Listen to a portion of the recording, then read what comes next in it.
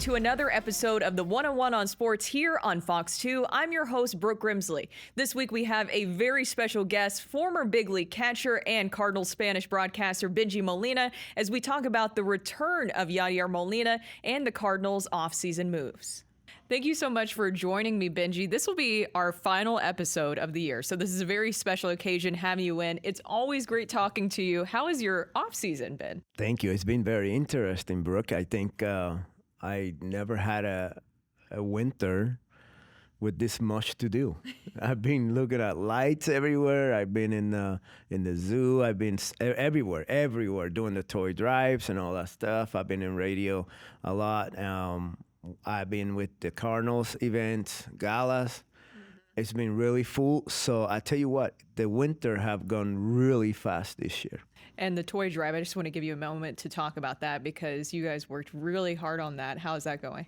Oh my gosh, this truly an emotional, I told you before, an emotional event. We have so many toys. An amazing gathering of people, just being so nice for these kids. They know that these toys are going to the homeless shelters and the Sweet Celebration shelters, and just to make them happy, make them smile that day. It's really amazing. I think the toy drive went great, and I thank everybody, including you guys here and the 101 too, that supported us. And seriously, we got a lot of people, and we asked them, so where did you hear it? Well, 101 on the radio when you were there, you were great, blah, blah, blah. And they were telling me that they did it because of you guys, listening to you guys. So that was really special. It went great. That's amazing. We just always appreciate all the work that you do in the community. And I also have to ask you about, too, because one of your former teams, the Rangers, winning the World Series, what was the reaction to that? Wow. It was so amazing to see those guys finally. And some of them are still there in the office or coaching. And just to see that feeling. And what else? Bruce Bochy, right? Coming in to save the day. And Mike Maddox was there, too. So many coaches that I was with that I'm good friends with, the players and stuff. It was so emotional for me to see them win finally after 2 disaster years that they went through as an organization. So it was really, really cool, really happy feeling. Of course, now we have to ask you about the Cardinals off season, and there's been a lot of different things going on. We're going to have to start, of course, though, with your brother, him being named the special assistant to the president of baseball operations. What does that mean to have Yadi being involved with the Cardinals again? Oh my goodness, Brooke, this is really cool, really happy when I heard him. I asked him first. When I heard the rumors, I went up to him first, so I wanted to make sure what I was saying and what I was addressing. So he said he was an advisor. He's going to be an advisor of Mo, and who else, in my opinion, not because he's my brother, but you guys saw it in hand. You know, you saw him, how smart he is on the field. How crazy for Mo to have a right hand like him, you know, like, okay, you can go to Yadi and say, hey, man, what do you think here? What do you think of this move? What do you think if we bring this guy up? Is he going to help the team? What do you think about the pitching? What do you think about the bullpen?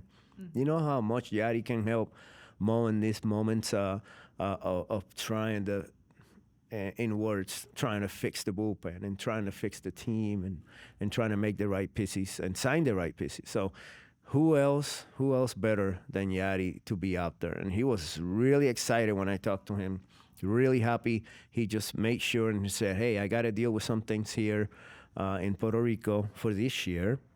And then in 25, hopefully I'm in uniform constantly, you know, like every day.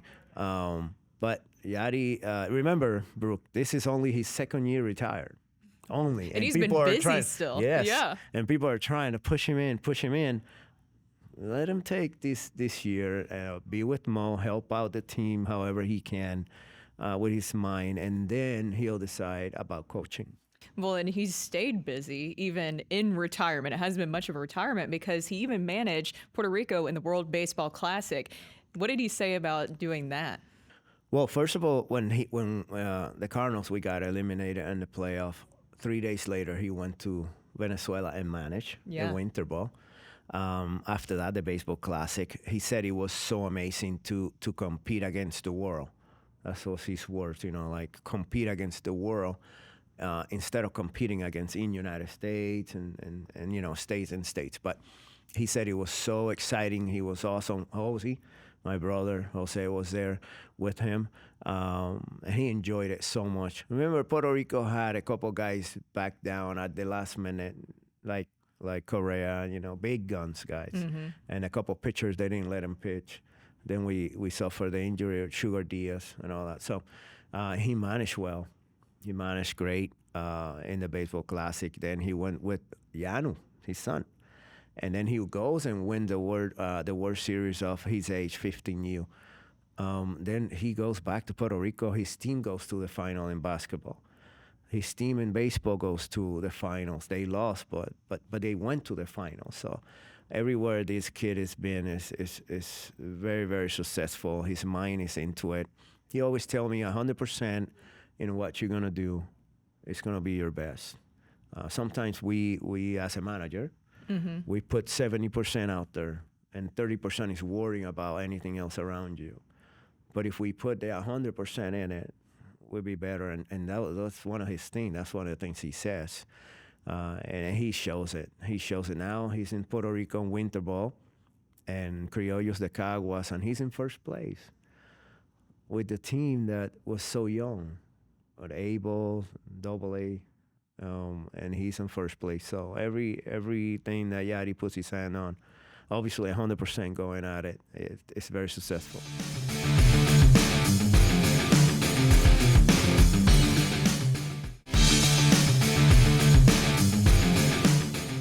In 2025, of course, we don't know what's going to happen with the Cardinals and Ollie Marmol. I know that this is the last year of his contract, but do you see Yanni being the manager of the Cardinals one day?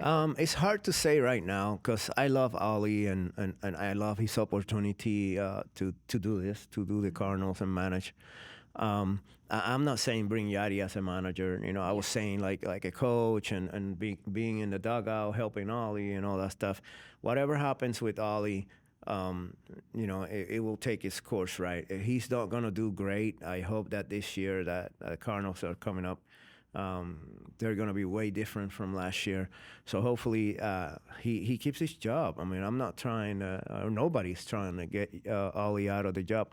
It's just that when you see Yadi and they have these conversations of being an advisor with Mo and things like that, if something happens with Ollie or something happened with the team that, like something happened last year and then Yadi's right there at the door, that's different.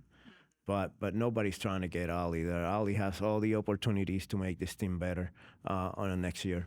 But you can see Yadi eventually, whether it's with the Cardinals or not, managing in Major League Baseball. That's his ultimate goal, right? Yes, I can assure you there's a lot of teams probably making calls to his agent or somebody about Yadi. I bet you anything that a lot of teams, and they don't have to be the Cardinals, but a lot of teams in the major leagues will take advantage and use Yadi as their coach. And just watching Yadi over the years here, at least, of course I was here towards the end of his career with the Cardinals, but just watching the amount of work that he put in, he did have such a special touch with the players, with the pitchers. We were able to see that. So how will that shift be now that he won't be the player, but now he'll be in this different role doing that and advising? I really do think it's going to be easier for him. I really do believe it because when you're a player, Brooke, you worry about your job. You worry about catching good games. You worry about winning. You worry about hitting. You worry about, catching, receiving the pitcher and make him look so good out there. So you put a lot of hours in videos. You put a lot of hours in videos with our pitchers, but also their pitchers because you're a hitter. So I think that changed. Mm-hmm. I think he has more time to concentrate on everybody. He doesn't have to catch. He doesn't have to go hit. He doesn't have to have that pressure of winning from a player, himself. So now it will be like from the outside in and looking at everybody and see how everybody's doing. He has more time to go each player and communicate with them like he normally does, but he doesn't do it at the end because he's worried about doing a job. Now he doesn't. So I think it's going to be a lot better, a lot easier for him to communicate with players. And Yadi does a good job about getting the best out of every player out there, every teammate. So I think for me, I think that it's going to be a lot easier for him. What do you think of the Cardinals' approach this offseason of really bringing in a lot of different veteran voices with the coaching staff, with Yadi with this new role, but also with some of the players? Obviously, we've seen the additions to the starting rotation. You've been in many different clubhouses. How important is that to have that experience in many different ways? I think it's really important, Brooke. I think it's not only on the staff, not only on the starting. I think it's very important in the bullpen too. I think they need to address it. I think they need to sign at least one or two more guys that can be aggressive and known to be done it before, to circle the team. I really do believe it. We need to address also, I think, in my opinion, the outfield. The outfield needs to be. We saw a great Lars Nootbaar last year coming in. We saw a great Jordan Walker, but we have that hole in left that could be used by Brandon Donovan. Maybe Tommy Edman will move out there sometimes because we have Nolan Gorman. Depending on what the Cardinals, obviously, they always intrigued us, right? Last year we didn't have an outfielder with more than 20 home runs in the major leagues, which every team probably had one at least, if not two. So we need to address that production. That's how we win. The starting rotation, it's going to look good. It's going to look good. It's going to be a really happy competition because I like Zach Thompson. You know, Steven Matz was doing wonders at the end before he got hurt again. And then you got the three new guys, Gibson and Lynn is going to bring some heart. I mean, that Sonny Gray, it's a battle out there, you know, and he's a competitor. Lance Lynn's the same way. And these guys could benefit from them, you know. You have depth. If everybody's healthy, Zach will go probably in the minor leagues. Who knows? We'll see in the spring training. Like I said, I like him. So, and we have a lot of new young guys that are knocking on the door. So if something happens in the spring training, we'll have the good guys out there in AAA or you know, trying to help us out. Of course, I have to ask you, too, about the catchers. Being a former big league catcher yourself, I want to start with Wilson Contreras. What did you see from him this season? I saw a very, very animated, a very, very happy guy at the beginning. A lot of fire on him. I thought really he was going to bring a lot of guys into that area, into the boat with him, like being fired and all that. And then the bad thing happened about pointing fingers and whatever that deal was should never happen to any team. I think what happened with O'Neill and the papers and things like that, those two things started getting the Cardinals to go down. I don't know if it was that they lost respect for people or to each other, but that hurt the team bad. Wilson, I talked to him one time, and he actually had tears when he was talking to me because he was, this is a grown man, and he was like really hurt what happened. And he came in to help out. After that, he took it the right way. He said, you know what, you guys are doing this, or you guys are pointing fingers, you guys are doing this, outfield or first base and all that stuff. I don't care. I'm going to go out there and perform. I'm going to do out there as a catcher because that's what you guys signed me for.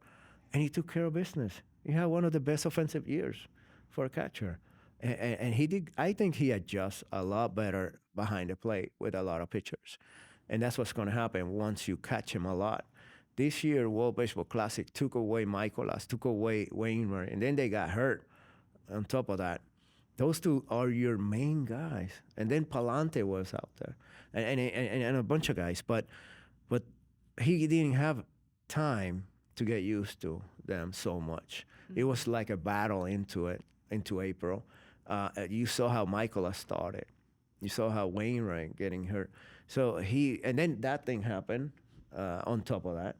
So but he dealt with that pretty good. He dealt with it. He has a good heart. He cares about winning, and he shows it all the time out there on the field. I think he did great. He did an amazing job behind the plate with these pitchers. Once spring training comes in, no bother by a baseball classic. Everything is going to run this course. The pitchers are going to get used to again. To him, this is the second year with the pitchers. He's going to do great. And offensively, we don't have to even talk about it. He had a great year.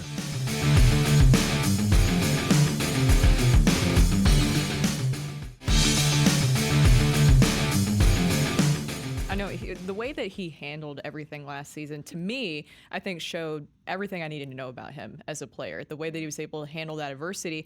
I mean, Bengie, I don't think many other players or even people could have handled it as well as he did. Wow, I don't know if I could have. Those are really, really personal level stuff. Those are things that you take home in your heart when those things happen. And he took it, man. I talked to him. He said, "Hey, man, I'm just gonna go out there and try to win games and try to catch good. That's what I can do." And we talk a little bit. I just didn't want to go into it so much because he had the right attitude to it. So I didn't want to push anything into him that was gonna disrupt that. So, but he did good. I was really happy with him. Our pitchers did not hold runners. That's another area we need to control a little bit. Contreras has a cannon for an arm, a cannon, not just a normal arm. He has a cannon. So if we control the runners a little bit better, he will throw a lot of guys out. So that's another area we need because you don't want 90 feet. You want to take away 90 feet, So, but he did great. I was so happy for him at the end. Obviously, not the results that we wanted during the wins and losses, but now that we're talking about him, he did awesome. I thought he did great. I think it's going to be better next year now that everything is going to settle in spring training. And, of course, Ivan Herrera. We got Very to see exciting. him this season, and we're going to see more of him next season now, very too. exciting. Hard worker. Very, very humble guy. He's like Wilson. They get together. They watch video. They're not there to steal anybody's job, And that's the worst you can have in a team. When you have young guys, most of them are looking out for their jobs, and it kills your team. When you have a couple veterans in the bench that controls the bench and say, "Hey, man, we're not here for that. We're bench players. We know our role." But when you have young guys trying to make a living in the major leagues around the same thing, you can compare Tommy Edman, Donovan, Carson, O'Neill, Walker now, Lars. You put those guys out there, you think they're gonna look around and say, "Hey, Lars, watch out." No, they're like, "Oh, no, I want to get my hits because I want to be on top of, play more." It's hard like that. So once you get a team that is concentrated and win today and then win that day, it's gonna become a lot easier for the Cardinals to deal with. One of the first things, Mike Scioscia was my first manager in the Angels. He told me, "Win today," and I wrote it on the ball, and that ball came with me every time, because when I was changing or something, I put that ball out. It says, "Win today," and it reminded me, forget about yesterday, forget about tomorrow, concentrate on winning today's game, and then we'll be fine. So if they get that mentality, and I know Yadi has it, I know Pujols did it, veteran players. And I know Contreras is fighting for it now. So I think as much as we do that, and as a Cardinal, we're going to be fine. It's when you start dividing yourself as a group, that's when it's going to become a real problem. But Herrera, man, he's a hard worker. I'm happy. I mean, we're sad that Kistner had to go. It's part of the business, It's part of the thing, but the gig, the game. But I'm excited to see what Herrera can do, because last year Contreras was catching 3 and then a day off. So he's going to see a lot of game time. So I'm excited for him. Yeah, I think we all are very excited. And we're also excited to get things started next season. What are your expectations for the Cardinals next year? I don't think I have any right now, because we are not addressed the things that I was thinking, right? Yes. So I don't have any right now. I don't wanna get into that. Obviously, everybody's expectation is to win the division first and then move on to the playoffs and give us a chance to win.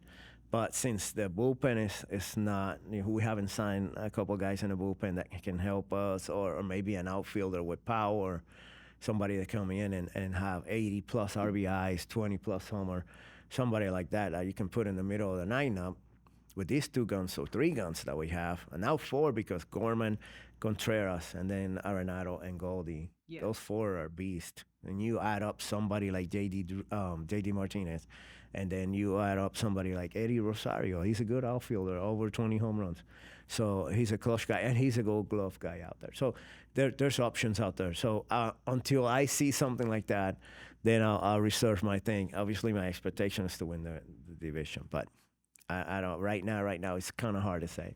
It's been kind of somewhat of a quiet offseason. That is until Shohei Otani finally decided that he was going to be shocking a Dodger. I think we all knew that it was coming, but the price maybe was the most shocking part. 10 years, $700 million. Now, a lot of that will be deferred, but what was your reaction when you saw that news come out? I was in shock.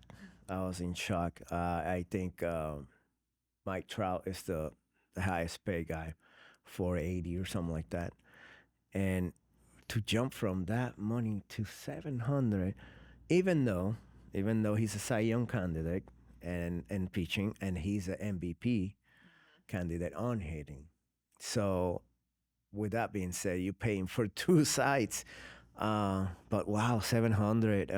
Even if it's deferred, and he can opt out. I saw that at any sometime, between the contract is over. But 700, I was in shock. I'm very happy for players because that opens the door for more players to get contracts like that. And I'm a former player, so anything that the players do, deserve it or don't deserve it, that's not my issue. That's not my opinion to say. I think whoever gets that kind of money, wow. I was sitting down, I went through and I saw the $700 million for Otani, whoever it was, the Dodgers or whoever.